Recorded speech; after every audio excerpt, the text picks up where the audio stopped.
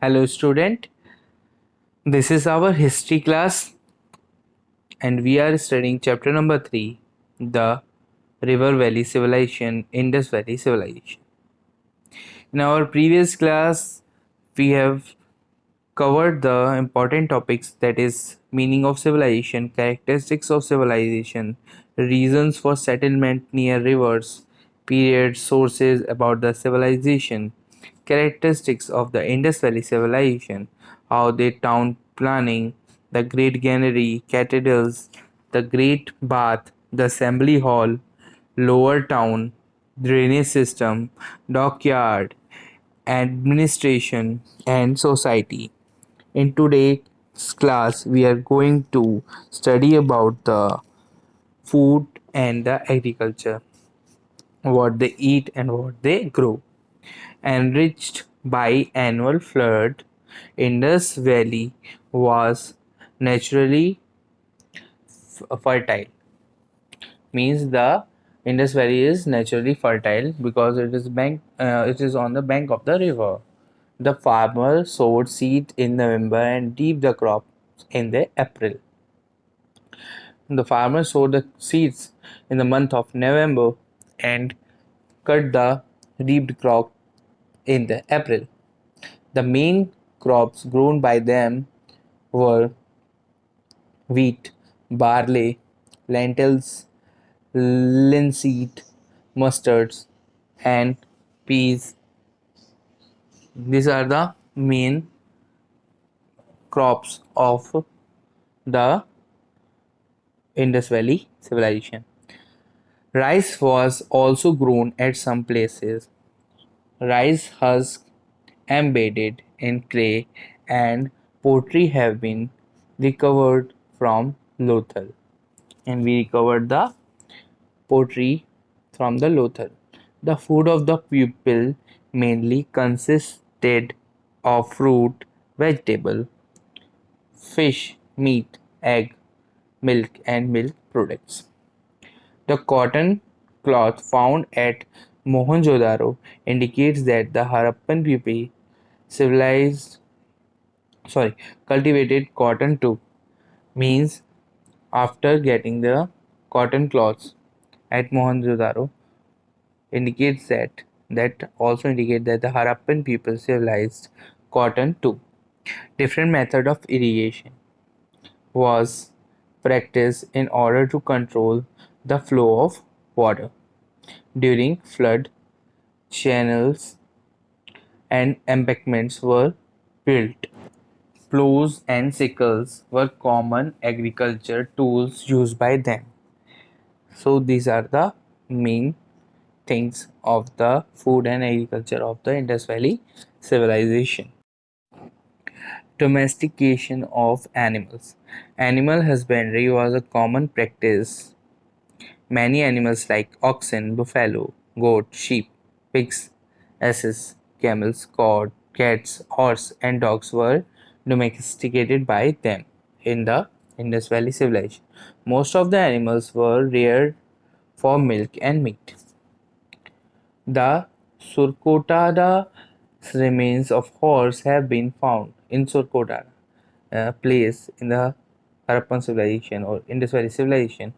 The remain of horse has been found. So, humped bulls were kept by the Indus Valley people by pulling plow or carts for pulling plows and carts. Cat and dogs were kept as pets by them. They also kept cats and dogs as a pet animals. Dress, makeups, and ornaments. Many evidence like dresses on statues and carving on seals reveals that the women used to wear skirts or lehenga, and a cloak or shawl was used by them as an extra clothing to cover their arms and shoulders. Beside that, clay spindles have been found at many Indus Valley cities, which suggests that they had knowledge of spinning and weaving cotton. After that, they get know that they have the knowledge to get that They have the knowledge of spinning and weaving cotton. Men who wore band of cloths to cover the lower portion of the body. They also covered the left shoulder with loose cloths that passed below the right shoulder. They were probably the first to cultivate cotton.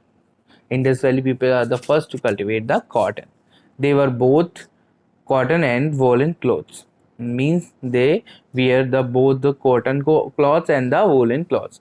Men used to keep beard and their long hair was woven in a lock falling backward or collected in the jura or bun in the middle of their head. They used to wear a chura or a bun in the middle of their head, like women. Women used to keep tightly combed hair. They used cosmetic like kajal or kohal, collyrium, face powder, lipstick, and the face paints as makeup on their face. They used to uh, wear a lot of makeup. The women of the Indus Valley civilization. There is evidence of a bronze statue of a dancing girl inlaid with makeup. Some seals bearing figures of hairpins and combs have been discovered at Mohenjo-daro and other sites. A large number of hairpins and strips of ivory, bone, and metal, bronze, mirrors, and ivory combs have been also discovered. Both men and women used to wear necklaces, armlets, and amulets, finger rings, and bangles. The women also adorned themselves with girdles, nose studs, ear studs, and anklets. Some beads were often crafted to be placed in men and women's hair. The rich usually wore items made of the gold, silver, copper, ivory, and semi-precious stones, while the poor people wore ornament made of shells, faience, bones, copper, bronze, and terracotta baked earth. So, students, that's all from today's class. Occupation of the Indus Valley people, the art crafts, metalwork. We will discuss in our next class. So, student, thank you for listening. If you have any problem regarding this chapter, you can ask me. Hopefully, in 2 days, we will complete this chapter, and afterwards, I will send you the exercises of this chapter. Student, read the chapter. Please read the chapter at your home. If you find any difficulty, you can ask me. Thank you.